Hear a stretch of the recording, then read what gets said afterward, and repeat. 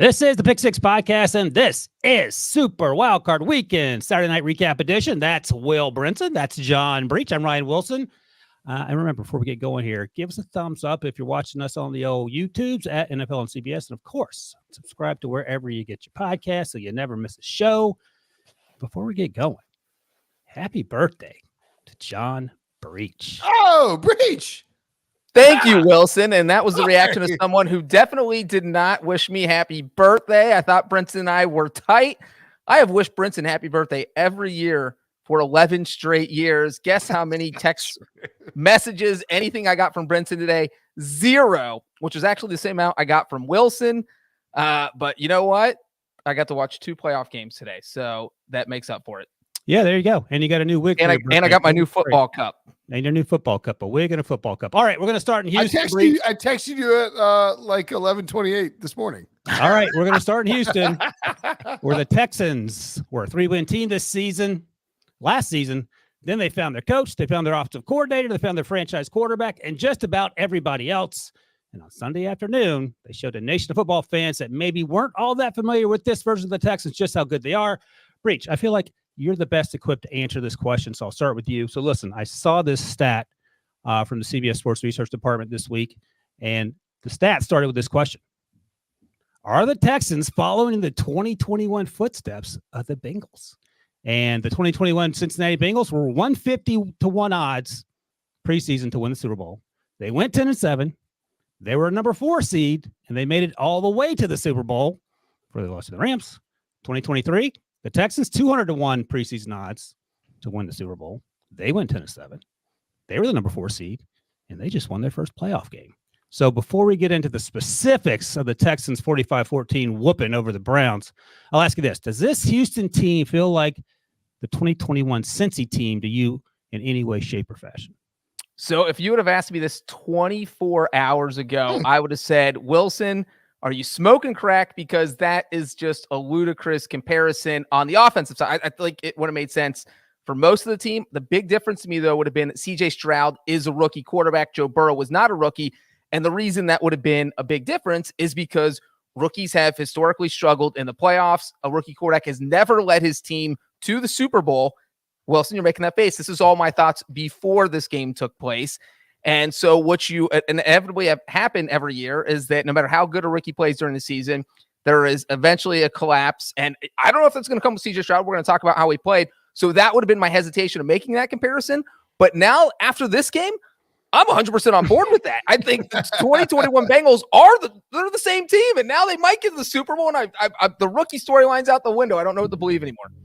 You know, I don't know if this is is it a good thing or a bad thing? Wilson, we did HQ like 15 times today. Before that was a bad thing. Yeah, that was a bad thing. But you know, I feel like I made the case. Well, making the case, but I wasn't like making the case for the Texans. I picked the Browns. I was dead wrong about the game. But I feel like the case I made was like, here's the case you could make where CJ Stroud excels, and it was like Browns defense doesn't travel because it's been bad on the road. CJ Stroud's performed well in college playoff games. I mean, his 2 big, I think he had a Rose Bowl game, and then he had an actual playoff game against the against Georgia last year where he was fantastic. And man, oh man. That moment for him, and look at this. Number 1, Georgia points per game in the nation. A Power 5 team, number 1 in the nation in points per game allowed defensively. They destroyed everybody. Last year's Georgia team, 2022. He threw for 348 and 4 touchdowns, threw for 274 and 3 touchdowns against the Browns. And if Cleveland had been able to muster anything more than pick sixes, then CJ Stroud would have had even better stats because he would have had to throw the ball more. What struck me was, you know, on that long pass down the field to, I think it was Nico Collins, CJ Stroud stands in the pocket. He's getting absolutely tattooed, and he just whips it downfield, just very much not scared. I thought Bobby Slowik called a great game. They were extremely aggressive. They had a lot of stuff that Jim Schwartz wasn't ready for. They played into Jim Schwartz's aggressiveness by sort of using his aggressiveness against him. And I don't know that CJ Stroud's going to run the table in the AFC. I think the Chiefs. We'll get to them in a minute. They look good. The Bills, we'll see how they play, and then the Ravens are still out there. It's a really tough AFC. If CJ Stroud were the 4 seed in the NFC, I think we'd be having a really serious conversation about it, though. So a couple things. I made some notes as we were going through this thing because, as Brinson mentioned, Breech, we talked about this game and a couple other games to death in the hours leading up to kickoff. And one of the things that CJ Stroud did really well during the season was carve up zone defenses, especially 2 deep zones. He struggled against cover 1. And guess what? Jim Schwartz loves to play at a high level, cover 1, and he plays it a lot. They play it more than any other team. And today, they ran cover 1 about the normal rate, just over 35%. Played a ton of cover 3, a little more than they usually play. And Bobby Slowik and CJ Stroud had answers. That Dalton Schultz touchdown was against cover 1, might have been cover 3. And they ran a vertical route to the left. Dalton Schultz ran an over. And it actually was against cover 2, as it turns out. And the far side safety came down because he bit on the over by Nico Collins. Dalton Schultz was wide ass open on the deep over, and CJ hit him in stride. And the only concern I had on that play was that Dalton Schultz had dropped a pass earlier that hit him in the face, and he double caught that one, but he was so wide open it didn't really matter. That was one of the concerns I had. Another concern I had was, and Brinson touched on this, Cleveland's defense at home, best scoring defense, about 13 points and change. Cleveland defense on the road, 29 and change. So weird on the road. And well, part of the issue I wonder is if the crowd noise at home complicates things for the opposing offense. Good Browns team means a loud crowd for sure. Yeah. And that helps. The 2 turnovers didn't even matter in terms of the scoring differential. It still would have been more than what they typically give up. That was a concern. Do you think the weather might be a factor too? I mean, well, remember the bad. The 49ers game was bad, but that was a sort of a close game. Yeah, but it was a low scoring close game.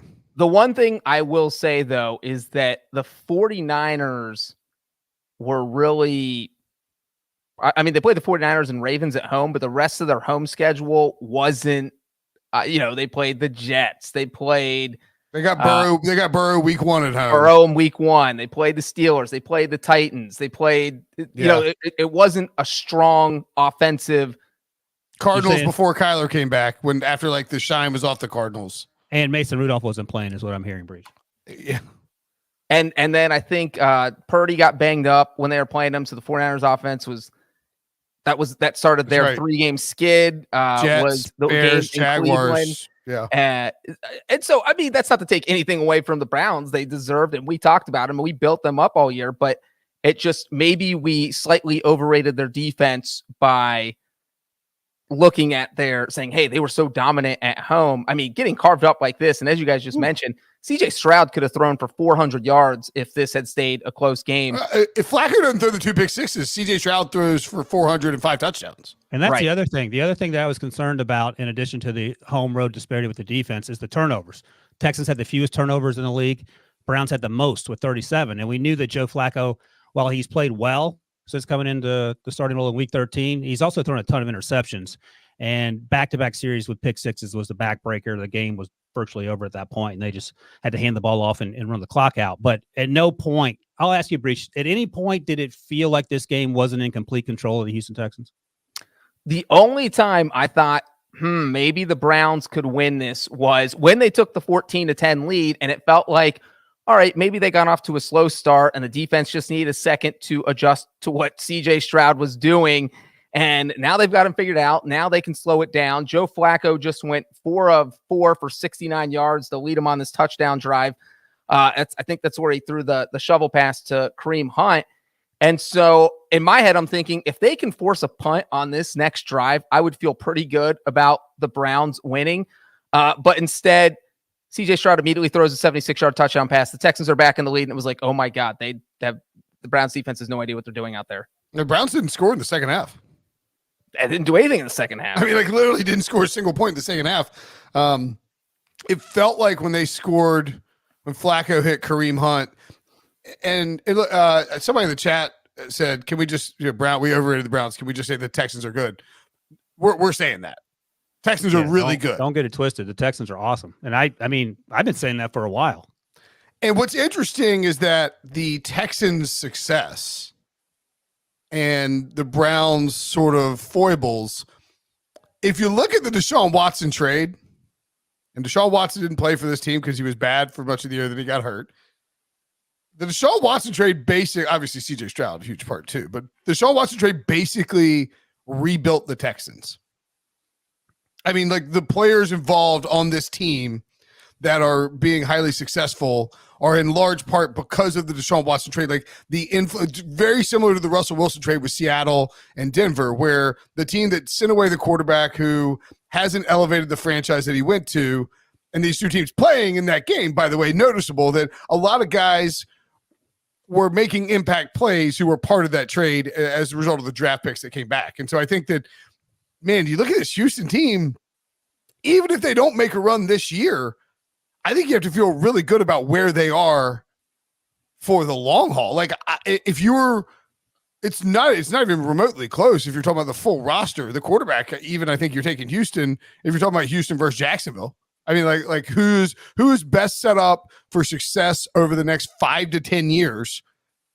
You know, we're jumping the gun because it's one season, but the eye test don't lie with CJ Stroud. Now, if Bobby Slowik gets a job somewhere, maybe that's a bit of a concern, but there's going to be, you know, someone else in that that Kyle Shanahan, Mike McDaniel, D'Amico Ryan's pipeline to bring in. There is no reason not to be really, really excited about the Texans' potential moving forward. So Derek Barnett, formerly the Eagles, came in, had 2 sacks. Christian Harris had a sack. He also had a pick 6. Will Anderson Jr., the 3rd overall pick, had a sack. And they were heating up Joe Flacco. And look, in the Browns' defense, and this is, again, is not taking anything away from the Texans' accomplished, but it's just in terms of how this game got to where it was. They were on offensive tackles 4 and 5 at that point. Hudson left for a little bit. His replacement came in, and you might as well put John Breech out there on his birthday because that's what it looked like. And they were getting absolutely destroyed. By the way, Derek Stingley did an awesome job on Amari Cooper whole game, basically. So Houston had 4 sacks. Mentioned Harris, mentioned Jr. and Barnett. They also hit Flacco on the pick 6 that he threw. They had 6 quarterback hits, 11 tackles for loss. In terms of the offense, Houston had 4 plays offensively that went for over 25 yards. 3 of them directly resulted in ending up in the end zone.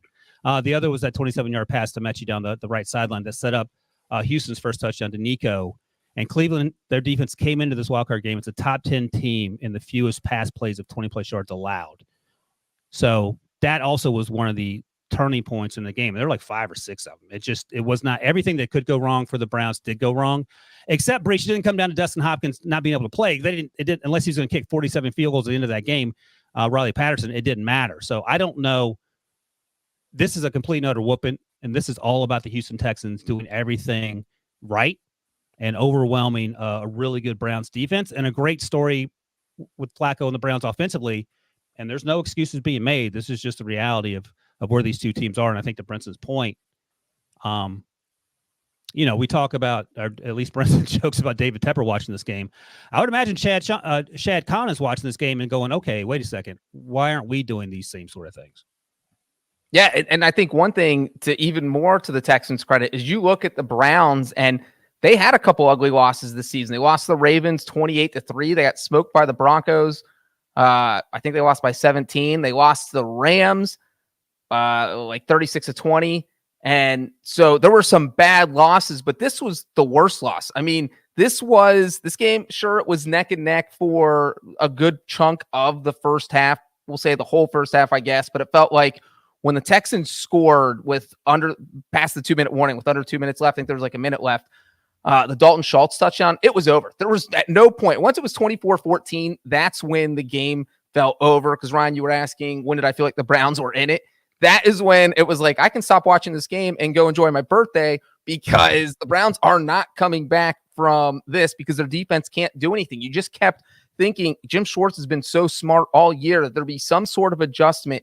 They would change something. And it was almost like they underestimated CJ Stroud in the sense that, like, yeah, he did that against other teams, but he's not going to do that against our defense that was the best in the NFL this year at stopping the pass. And we don't care that Denzel Ward got banged up. We're going to do what the Browns do, and we're going to win that way. And it just wasn't happening. And that was that. I mean, And then obviously the pick 6 on Cleveland's first possession of the second half is when it was officially over. But 24-14. By the way, here, 24-14 felt like it was done. Just because I brought it up and I didn't have the list right in front of me, but I wanted to revisit it very quickly. Here are the players that the Texans got in the Deshaun Watson trade via the draft picks: Kenyon Green, John Mechie, Christian Harris, pick 6, Damian Pierce, Thomas Booker, Will Anderson, Tank Dell, Brandon Hill, Xavier Hutchinson.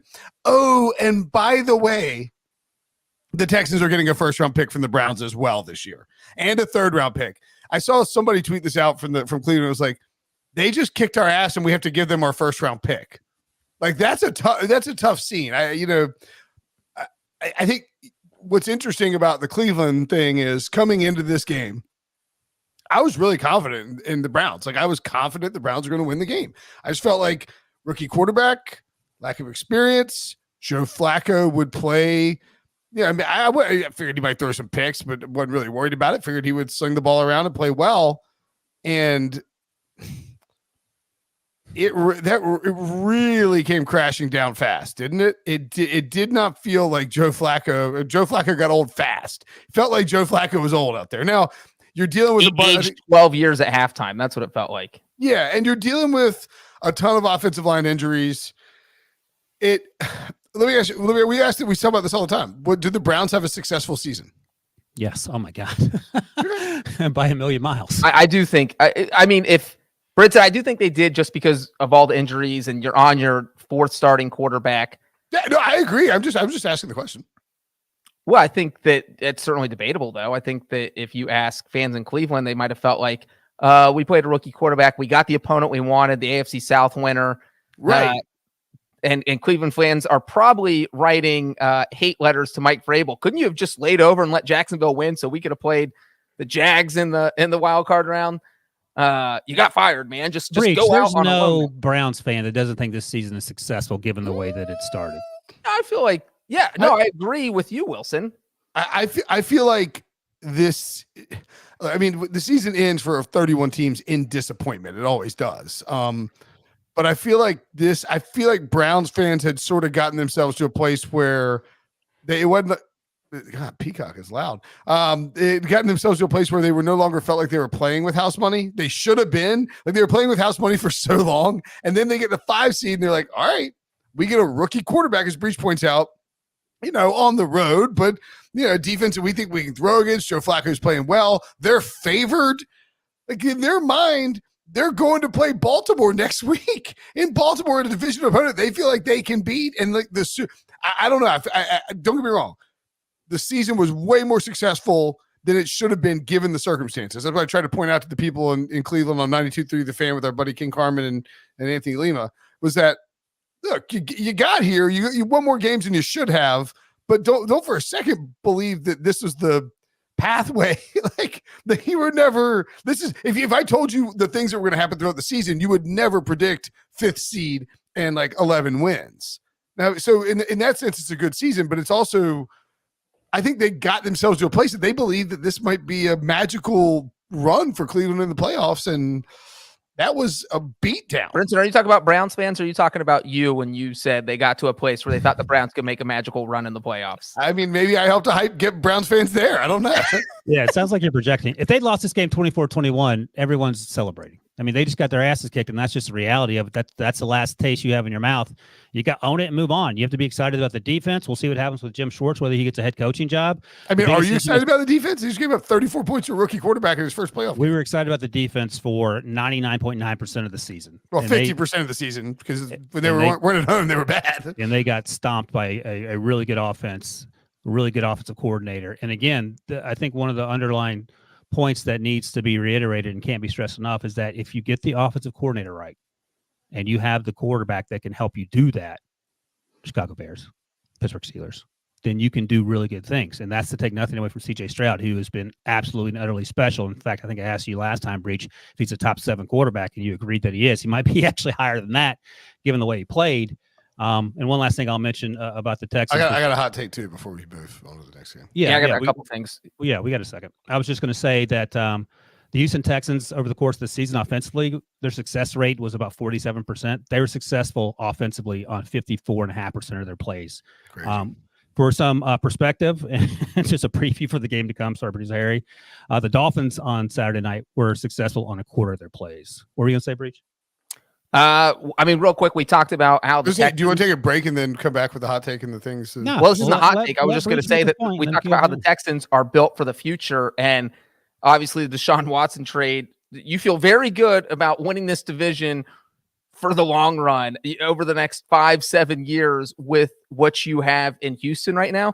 But if you're Cleveland, look, I know you're dealing with all these injuries, but you are in the most difficult division in football where everyone just finished with a winning record. There's no guarantee you're going to finish ahead of the Ravens or the Bengals or the Steelers next year. So you're almost back at square one. It's not easy to get to the playoffs in the AFC North. So I think that if you're, and that's the sense, maybe that's why you're kind of depressed going into the offseason if you're Cleveland, because you're thinking Deshaun Watson still hasn't proved anything, and we are no lock to get back to the playoffs, and that's where you are, even if you're fully healthy. You have to play Deshaun Watson and keep him through the duration of his contract.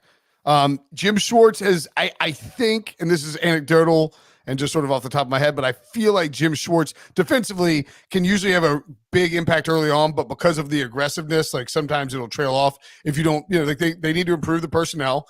The offensive line's pretty old.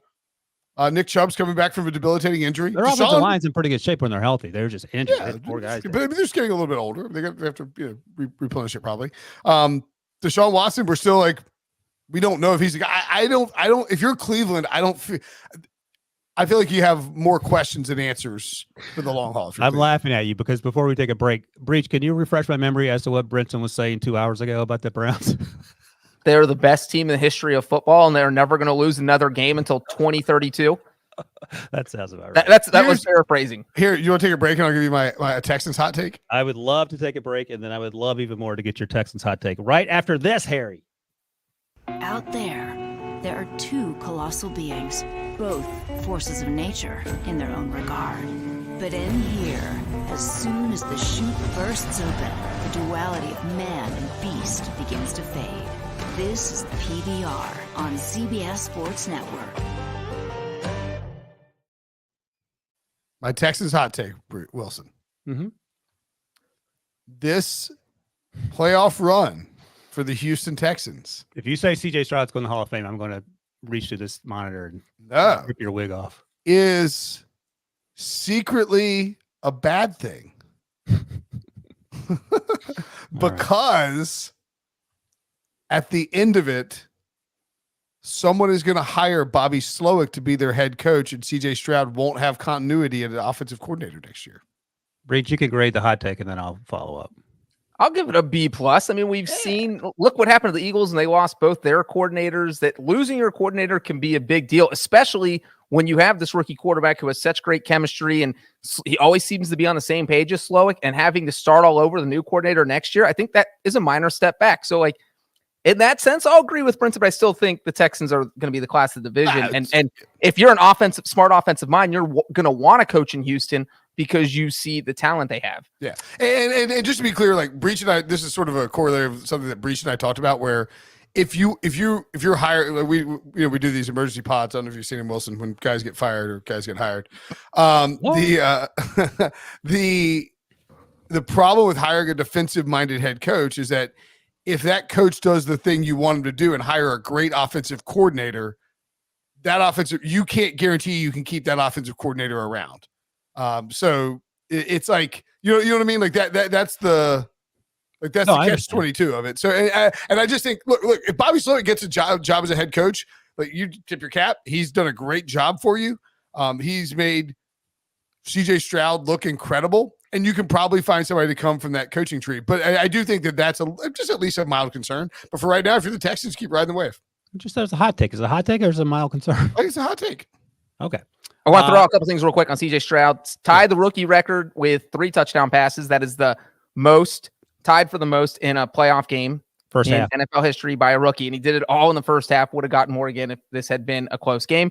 He is the youngest quarterback in NFL history to ever win a playoff game, which I thought was surprising. And And then he is also the first top 3 pick in NFL history to win a playoff game as a rookie. So part of that was you figure the top 3 picks usually go to bad teams. So I understand that number would not be high, but I thought there had to be at least one other quarterback. There is not. CJ Stroud is the only top 3 pick to ever win a playoff game. And obviously rookie QB with first-time head coach. We're looking at the stat here on YouTube. Here we go. First time getting the divisional round since old Mark Sanchez and Rex Ryan, your boys, Brinson. And the last thing I'll throw out about CJ really Stroud. Toeing the line here, Breech. Last thing I'll throw. What a foot joke. What a great job there. CJ Stroud, 3 touchdown passes, 0 interceptions against the number 1 defense in football during the regular season. That is only the 5th time that has happened in a playoff game in NFL history. The other 4 quarterbacks that did that went to the Super Bowl. Yeah, that's a fun fact. And Harry flashed the graphic for people who can't see and are listening to the podcast. I was going to throw this fun fact out, and Harry beat me to it. Brock Purdy, Mark Sanchez, and Joe Flacco are the only rookie quarterbacks to win 2 playoff games, at least 2. And CJ is halfway there. So, and I just want to follow up quickly to Brinson's hot take about Slowik. I don't disagree with that. The only thing I'll say is they had lost this game. He was still getting interviews. Yeah. So I don't think it necessarily would have changed anything. But right, I mean, the thing you have to guard against if you lose Bobby Slowik and you go back to the Shanahan coaching tree, the McVay coaching tree, is that Luke Getsy was from the McVay coaching tree. Just make sure you get the right one. Hey, let me ask you this real quick, and then we'll move to the next game. But realistically, what is the ceiling for the Texans and how far they can go this postseason? The 2021 Bengals. I mean, why can't they get to the Super Bowl? Well, all right. So Houston as the 4 seed. So we have the. I'm doing a terrible job. I was completely blanked on the bracket. Brinson, I already know what you're going to say. Here is what you want to know. Bills likely beat the Steelers on Monday, right? That would mean that the Bills are hosting the Chiefs and the Texans are going to the Ravens for the divisional round. Yes. Which would mean that CJ Stroud has to beat Lamar Jackson and the Baltimore Ravens, who like 5th all-time in DVOA for a single season, and then go on the road and beat either Josh Allen of the Bills or Patrick Mahomes and the Chiefs. So I think conference championship game is the full. If you beat the Ravens, you can get to the Super Bowl. The hard part. Dude, if they beat, look, the Browns game will be a footnote. If they slaughter the Browns, beat the Ravens, and then beat one of those 2 teams on the road to get the Super Bowl with a rookie quarterback and a rookie head coach, I mean, that's an all-time run. Breech. Well, let's see. Breech, what was the 2021 run? For what? The Bengals? Yeah. The second year of Joe Burrow, though. Second year Joe Burrow. Yeah, what was the playoff run? They had the home game. I don't even know who I'm asking. They beat the Raiders at home, and then they beat the Titans. They beat the number 1 seed Titans. Oh, that's right. You went to Tennessee. That game. Yep. And then obviously beat the Chiefs on the road, which is the scenario Brinson's presenting, except you have the Ravens in the middle instead of the Titans. Okay. You got to go to Kansas City and win. And I just feel like if they beat the Ravens, they would have the confidence that they can beat Kansas City or whoever they would face in the AFC title game. But one thing about the Texans, they have never won a road playoff game in franchise history. That's crazy. And then we're looking at the Texans are 0-4 all time in the divisional round. They are the only team in the NFL that has never made it to a conference title game. So no road playoff wins, 0 conference title appearances. CJ Stroud would be breaking new ground if he wins the divisional round because it'd be their first divisional win ever and first road playoff win. Was the Letterman jacket that was regular season Monday night, right? When the Texans went to New England. That was an all. I mean, I love our colleague JJ Watt. I think he's actually like his Twitter account has somehow like gotten way better like in just the recent weeks. But that was one of the all-time eggs, and like to put on the Letterman jackets and go on the road to New England. Worth noting, by the way, I mean, the Texans have been around for 21 years, Breech. Act like they've been around as long as the Bengals. Yeah, so Jacksonville hasn't been around that long. Carolina hasn't been around that Panthers long. Panthers and the Jaguars went to a conference championship game in their second season in the same year. Carolina's been to 2 Super Bowls. Like, just because you haven't been around that long doesn't mean you can't go to one road playoff game, Wilson? Is that too much to ask? They were waiting for CJ Stroud. It all comes together. Apparently. The Texans, so that means that the Texans have more playoff wins against Andrew Gregory Dalton than they do road playoff wins. Yep. You could bring that up and say that. Even JJ Watt tweeted about his pick 6 against the Bengals in 2011. And then the NFL's official Twitter account tweeted out the highlight I'm like, do we have to have? Are we doing this during Yeah, another seriously. playoff game? On Can your we just not birthday, talk no about less. it? Yeah, Yeah. come on, guys. I'll mention this one thing. Did and that then we'll happen move on your on. birthday, by the way? It did not happen Oh, on my that's a- sister's birthday. Fun fact. Oh, that's a That shame. is not fun for her. All right, one last thing, and then we'll move on. This is from Next Gen Stats.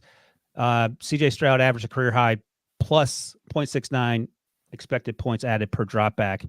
That's the most by a rookie quarterback in a playoff game in the Next Gen Stats era. But the important part of this week for me is he completed 7 of 8 passes under pressure for 118 yards and was not sacked. And I mentioned that because the Ravens will get after it in terms of getting in the quarterback's face. Mike McDonald is a different cat than Jim Schwartz, and not necessarily they're both great, but in different ways. So that's just something to keep in mind as you look at. Well, I think Jim Schwartz does a lot more aggressive stuff, and Mike McDonald does a lot more coverage, like faux coverage disguises, sort of like that. Those fire blitzes that LeBeau used to run. By the way, just one more random note: David Njoku, he's a former first-round pick. He's been around for a long time. He's only 27 years old. He has really come into his own this year. How sad is he going to be when Joe Flacco leaves? Yeah, no kidding. Probably. The funny thing is that Houston has been really good against tight ends this season, to the point where Amari Cooper, and Njoku's in his 7th season. He was drafted when he was 20 years old, which is also crazy. It's crazy, yeah. To the point where Amari Cooper went for 265 and 2 touchdowns the last time they played. Of course, CJ didn't play in that game. I don't think Will Anderson played. But they got Njoku going early. And this is one of the other things I think affected them. Once they started shutting down Njoku, and he had a few drops later, Cooper was not 100%. And that was clear. You could tell for sure, yeah. And then once you had to go to plan B, which is David Bell, who had a career high 6 or 7 catches, that's in addition to all the other things that went wrong. So 8 catches for 54 yards, actually. All right. Let's real quick on Njoku. He had 5, including the playoffs. He had 5 games this season with 90 yards or more, or 4, all of them with Flacco. So that means they all came after he fell into a fire. And after he fell into a fire, and all with Flacco. His highest without Flacco was 77.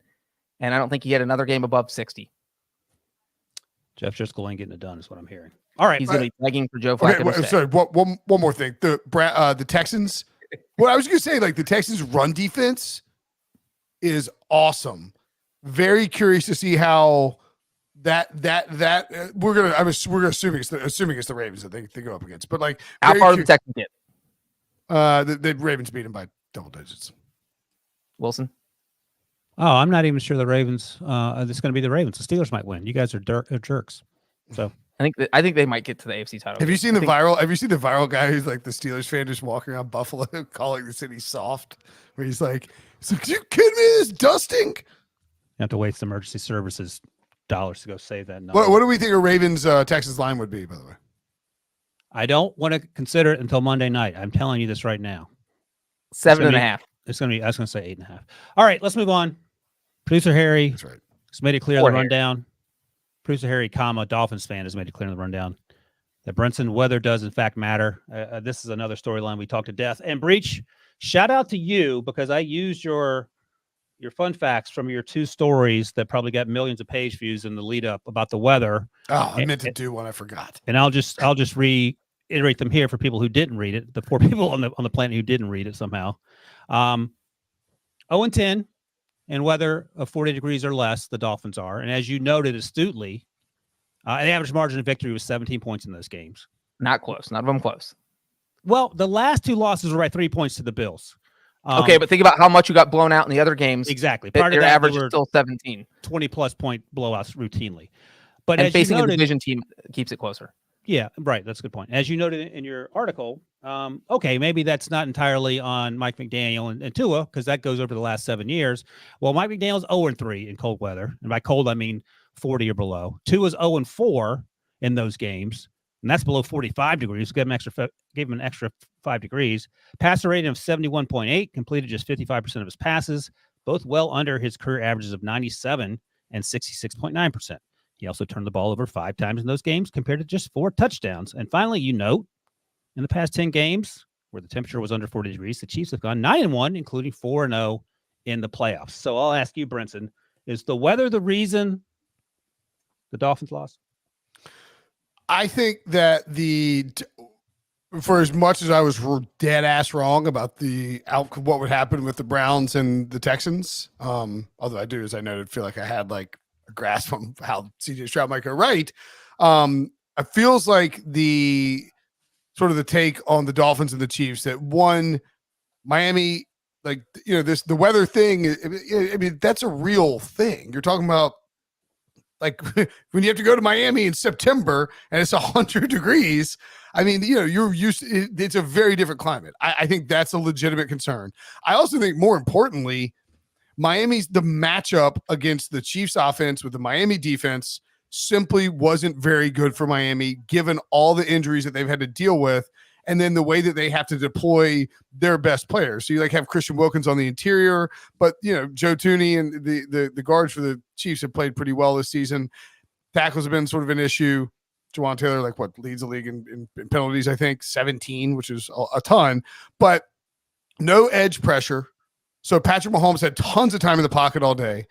And then you basically said, all right, I think they kind of had Ramsey trying to follow Kelsey around a little bit. And it left Rashee Rice wide open. And the Chiefs knew this going in. There wasn't a whole lot the Dolphins could do. And I thought they put up a good fight. That Patrick Mahomes looked off early on. But then the offense started to get going for the Chiefs. And the offense looked good. And I do think that it's a possibility. I know I said it without any real reason other than just, why can't this happen, Wilson? But sort of feels like the Chiefs offense could just get going all of a sudden and that they could ramp up and win a back-to-back Super Bowl. What do you think, Breech? I don't think that's crazy. I just think it blows my mind, just all the disrespect the Chiefs have got. Yes, we saw that their offense struggled this year, but we kind of talked about it last week on the podcast, how if Mahomes just found one receiver he could trust, besides Kelsey, that might be enough for him to go off, because now you aren't just worrying about Travis Kelsey, you're worrying about someone else. And we literally named Rashee Rice last week.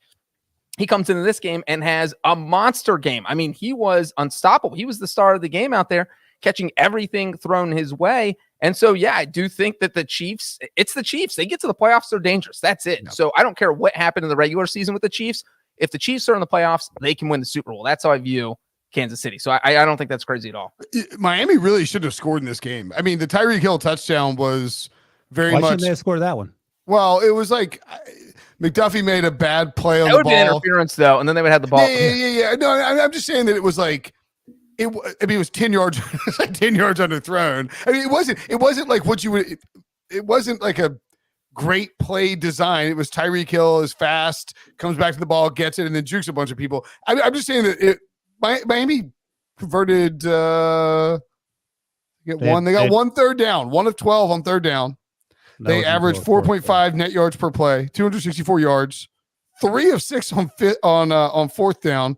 Didn't get to inside the red zone once. I just think that Miami's offense was completely shut down by a good Kansas City defense and the weather, which for that offense, they look so much slower than they normally do. Whether it's the field, whether it's just the temperature, whatever it was, Tua couldn't push the ball. Tua doesn't have the strongest arm in the NFL, but he's a good, quick decision maker and a point guard. Didn't have a ton of time, and the Chiefs did a good job hitting those guys hard. I mean, Tyreek Hill had that one play, but I mean, he took some big shots. He was coming off the field on some early downs, like second downs and stuff, and Tua looked terrible in that weather. In that situation, which a lot of quarterbacks are going to look terrible on the road. The narratives played out into reality when it came to the Dolphins and this setup and what they had to deal with the injuries and with the weather, to me. I mentioned it earlier in the day during the several times we were talking about this game before it actually happened. Against his since being traded in 2022, Tyreek has struggled more against the Chiefs than any other team. He's averaging 7.8 yards per reception coming into this game against the Chiefs, which is a low, the lowest of the 24 teams he's placed. His explosive play rate is way down. It's the 4th lowest among all the teams. He drops more passes, and they also put him a lot more in the slot and a lot more in motion. He was in motion on that touchdown pass, and he got inside leverage on McDuffie, and that helped spring him open, that and the fact that he's the fastest person on the field. So that was really the only time, and I think they had to play later in the second half where they came back to him. And otherwise, he was non-factor, just like Jalen Waddle was a non-factor for much. Whole second half, they put a safety up top and let Snead jam him. I mean, there was a bunch of, you saw him too. Like Snead was hammering him with the line.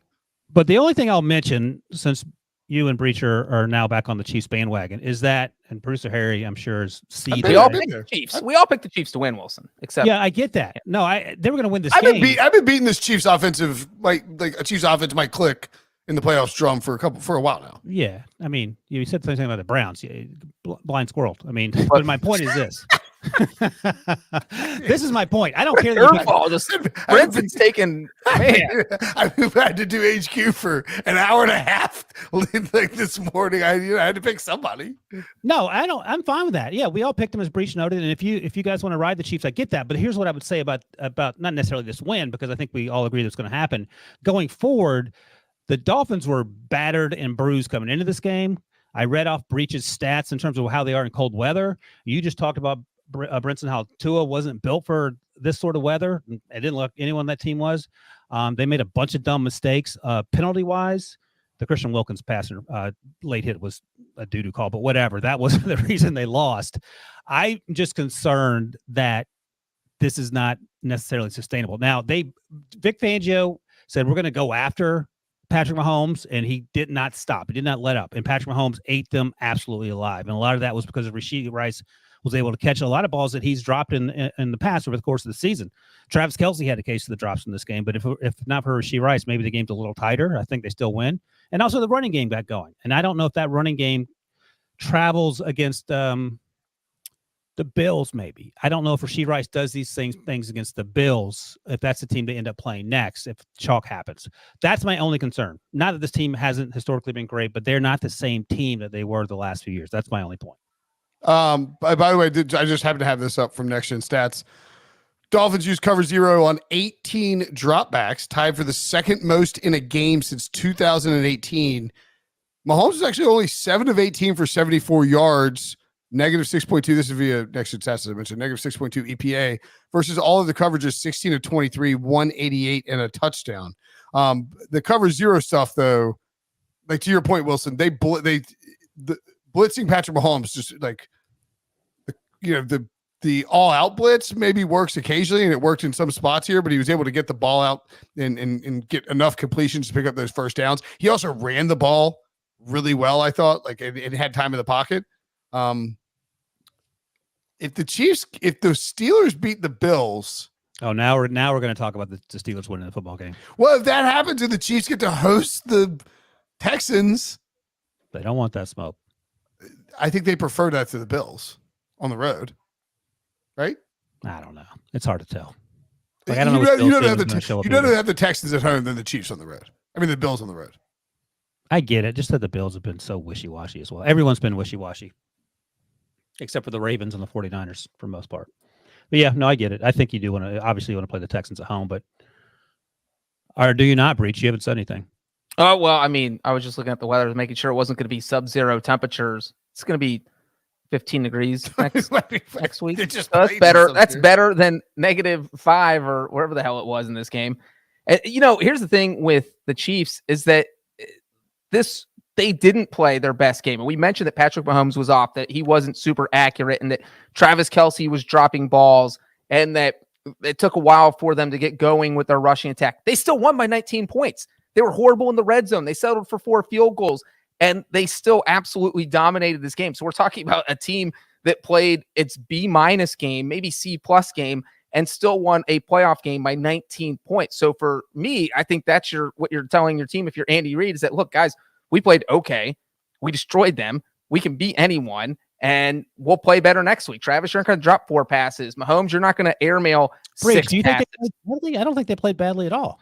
They didn't play their A game. The second half was a python strangling out a frozen dolphin. But the first half, no, they were definitely the Chiefs could have been a blowout the whole time, I mean, they got to the red zone 6 times they're 2 of 6 in the red zone. Yeah, they were horrible in the red zone. I think Breech is right. I mean, they highlighted it at half. And by the way, the cut to they kept they kept doing the in-game updates on that broadcast. What was that? Stop that. They'd be I like, didn't see that. they'd be like, all right, let's go down to Peacock? let's go to the studio. It's like, what? Don't go to the studio in the middle of the game. What are you Maybe doing? because it's talk there. Maybe that. Maybe I don't know. You know They did it. They did it Since several Brinson times. brought It it was up, very the only bizarre. thing I want to say about Peacock is that I felt like it was running about 45 seconds behind the actual game. I watch everything on streaming. I have YouTube TV, and this was lagging more than any other stream I've ever had. The picture looks great, sound, everything was great, but a lot of lag. Didn't love it. Hey, let me ask you this, because I saw this mentioned on Twitter. I feel bad even bringing it up because I don't want to draw. Before you go on, let me ask Breech something. Breech, how many times has Brinson said, "I feel bad about this," and then how many times has he not done it? In my life or tonight? Look, Brinson's turned a corner. Usually he would just say it without prefacing by the point that he feels bad about it. Now he's showing some remorse. That's Thank you. a big step. Thank you. Wilson. Thank you. Go ahead. I'm in my mature era. Breech laughing in your face. I saw multiple people who I don't know, I can't remember who it was. I don't know if it was reputable or not, but I feel like at least one was. Important distinction. Yeah, I mean, I was like, it just made me think. Stephen Ross can be a bit impetuous with his hiring and firing. Any concern at all? The Dolphins would do something silly. I don't think so. I'm just asking. I'm asking because I saw a couple people like, hey, you never know. I know producer Harry is not happy with how things are going. Right. But he says if we fire McDaniel, we riot. And I think that's right. Well, that's because, yeah. I mean, look, I love Mike McDaniel. I think he's fantastic. It's just, and look, they could have won a game with Skylar Thompson at quarterback last year. I think they've had a rough run with injuries in terms of what they've had to deal with the last two seasons. And but they did have the division. I'm just saying if you look at it, look at Philadelphia was in the Super Bowl last year. It's not that dissimilar, right? Nick Sirianni's having this great run with Philly. They love him. But weird things happen with NFL teams. They choked away the division, and they just got skunked basically in the playoff game on the road in tough conditions. I don't know. I'm just wondering. The one thing I'll say to that point, Brinson, and I agree with Harry's sentiment, it would be shocking. You can't fire McDaniel, but he's been there 2 seasons. They are 4-10 in December and January in those 2 seasons. And they play finesse football that doesn't translate well to cold weather, which is fine. Or good teams, but more to cold weather. It's fine if you are playing a bunch of home games in Miami in December and January, but if you have to hit the road, that's trouble. And so you need to, it's not McDaniel's fault. He's not the one directly building this team, but it is his offense that is struggling to put up points. They scored under 20 points in each of their last 3 games. They ended the season on a 3-game losing streak with losses to the Ravens, Bills, and Chiefs. So that is partly on McDaniel. I think that McDaniel needs to go in this offseason and just kind of evaluate himself and say, okay, why can we not win in December and January? Why are we struggling against good teams? Is it something I'm doing? Is it Tua? Is it what is our problem? Because they're going to have to make a decision with Tua. They're going to have to give him a $250 million contract. And I'm sure that everyone in the AFC East would love for them to give Tua a $250 million contract. So I just think they have they've got to figure out what their problem is and how they can fix it. Because there clearly is some. Tua was the MVP favorite 4 months ago, and he couldn't throw. He looked like he was trying to throw chunks of ice. He looked like a toddler throwing chunks of ice out there. I don't think he played as terrible as you guys are making it out to be. He didn't have a great game, but it's not like he was. He was 20 of 39 for 199 yards, a touchdown and a pick, and the touchdown was. I'll say real quick on the McDaniel thing is that the point I thought the Dolphins lost this game, I would pin it on McDaniel. It was 13-7. The Dolphins had the ball in the second quarter. They drove down the field. They ran the ball 6 straight times. Started passing.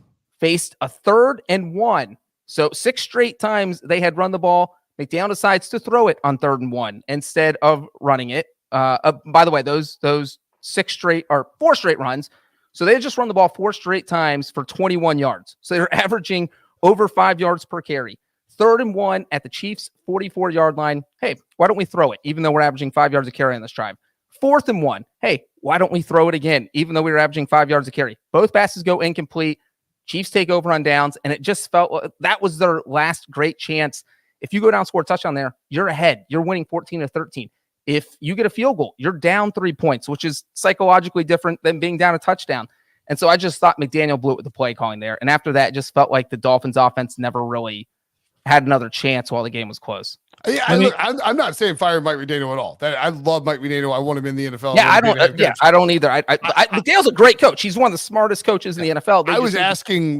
I'm asking, and somebody in the chat mentioned something about Doug Peterson. Doug, I don't think Doug's job is totally safe either yet. There's still like this Press Taylor thing lingering out there. But I just wonder, are they like are those questions going to be asked of Mike McDaniel this offseason? And is it a case where, okay, if we're going to give all this money to Tua, do we need to be getting more from the offense late in the season and against good teams? Because they were against playoff teams. The Dolphins offense this year was bad. Let me ask you this, and then we'll get to our MVPs. Negative 25-ish, I think, was the real feel. Which is awesome in Kansas City Arrowhead Stadium. That's a 95-degree difference from what the weather felt like in Miami Beach Gardens, 67-ish degrees tonight. If the game had been there, had they won in Week 18 against the Buffalo Bills. Mm-hmm. Are the Dolphins beating the Chiefs in 67-degree weather in a home game? It's closer. It's closer, but no. Is it closer? Maybe. Breech? I think maybe it is. The temperature and the weather definitely impacted the Dolphins offense in a negative way, more so than the Chiefs offense to me. Well, the Chiefs set up for a bunch of field goals. I would imagine their offense would have been a little sharper as well. And you guys said the Chiefs didn't play that well offensively. Well, I didn't say that. The thing about the Dolphins, I would say, is that when it is minus 25, you have a quarterback who is clearly has struggled in colder weather. You noted his stats when we started talking about this game. I don't know why you're throwing it 39 times and only running it 18 times. I mean, this was a 2-score game until the end of the third quarter. So for the first 3 quarters, there was no reason to get out of doing what you're doing. And when you're averaging over 4 yards per carry, like the Dolphins were, I just thought maybe they should have run the ball a little bit more in this weather because it's so hard to throw the ball when there are 30-mile-an-hour winds and a negative 27 wind chill. HA should have gotten some more run as well, too. Hindsight Breech. Why didn't you say that before the game? I'm kidding. 6 carries, 9 yards. Podcast before this game. Yeah. All right, let's do some Brinson VPs. Brinson, you got your guy or you're not ready yet? Well, I mean, somebody's going to, you know what? I'll take my Brinson VP is Andy Reid's mustache. Ooh. Frozen, glorious. I love that Kaylee Hartog who thought worked for CNN, but then works for Amazon now to the Thursday night games, also on Peacock. Went and hit Andy Reid because everyone was tweeting about it and it was being discussed on the broadcast and it's a hot topic on social media. She went and asked Andy Reid, "Hey Andy, are you aware that your mustache is frozen?" Which, like, we all have some form of a mustache. Now we've probably never been in that cold. If you've got precipitation on your mustache, you're aware, fully aware. Don't need to check with Andy Reid to ask him if he knows it's frozen. But to the actual point, Andy Reid, I thought, did a really good job game planning against the Miami team, knowing all the weaknesses of that defense, knowing how to sort of attack Vic Fangio's defense, knowing that people have been criticizing your offense for much of the year, knowing the temperature, knowing the whole situation. Thought Andy Reid, excellent A+ job coaching up the Chiefs. And look, they haven't been that great all year. This is almost certainly their best game of the entire season. And it just wouldn't be that surprising if we get to Vegas and Patrick Mahomes and Andy Reid are there too. Breech VP, you're up. I should give it to CJ Stroud, but as we know, is that too easy? Yeah. I'm going to go with a special teams guy. I'm going to go with Harrison Butker. Oh yeah. Look, hey, before you go on, explain to me what it's like to kick a ball, because your dad played in that one of the coldest games ever. What's it like to kick a frozen anything? So this ended up with -4 kickoff temperature, which was the 4th coldest game in NFL history. The Bengals played in the Freezer Bowl, which was -9 kickoff temperature, -59 wind chill. And my dad was on a podcast with Brinson. I said it was so cold that his car broke down and he had to get a ride to the game from the waitress at his hotel. This is my favorite story of this ever on this podcast. Crazy story that he kicked 2 field goals in that game, 2 for 2 against the Chargers in that 1981 AFC Championship, and just had bruises on his foot. He said if there had not been a bye week to the Super Bowl, that it would have been very painful to kick that week. And so now you're talking about Butker, and they flashed a stat that I thought was very interesting during this game. NFL kickers in the playoffs, 64% when the temperature is under 10 degrees. So you think about how good kickers are now. Guess what? Cold is the great equalizer because you can't kick the ball far. There's never been a 50-yard field goal in a playoff game where the temperature is under 10 degrees because it's just the distance. Like kicking a rock. It's like kicking a rock. The distance isn't there. The wind's usually bad if it's that cold. So you have that. So 64%. Butker goes out there and hits 4 field goals, 4 for 4, the first kicker in NFL history to make 4 field goals in a game where the temperature was under 10 degrees. I just have a question for Breech really quickly. The opening kickoff by the Dolphins, did you see that? I don't think I did. And it was They squib it? I was going to ask you if it was on purpose or an accident. It was like a stone cold duck hook that the Chiefs ended up fielding near the sideline because they weren't sure if it was going to go out of bounds or not. But it looked like when I think Sanders do the kickoffs, like when the guy made contact with it, it looked like he was like, oh, like he realized like, oh my God, that thing is heavy. That it was going to hurt it. Well, I think part of it is the wind's so strong that you don't want to blow out of bounds. You don't want it to get caught at like the 20-yard line. So you don't know where it's going to land when you have 30-mile-an-hour winds, and you're going to break your kicker's foot if he's putting everything he has into it. So you just kick a low line drive and hope it bounces really far because the field's slippery and icy.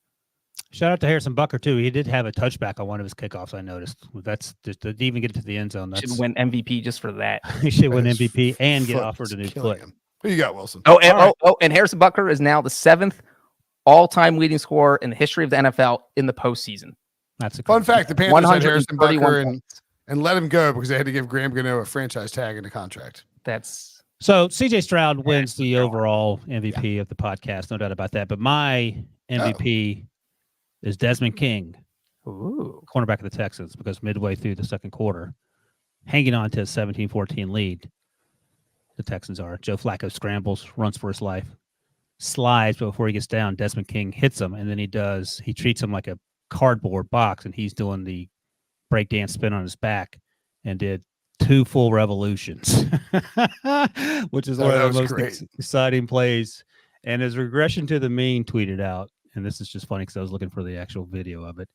This game was over the second a Texan hit the fidget spinner on top of Joe Flacco. And I think that's exactly right. That was something, there's some history there because the Rosencopter happened when Sage Rosenfeld went to do the old John Elway and got spun up in the air. This was the defender for the Texans doing it, Desmond King.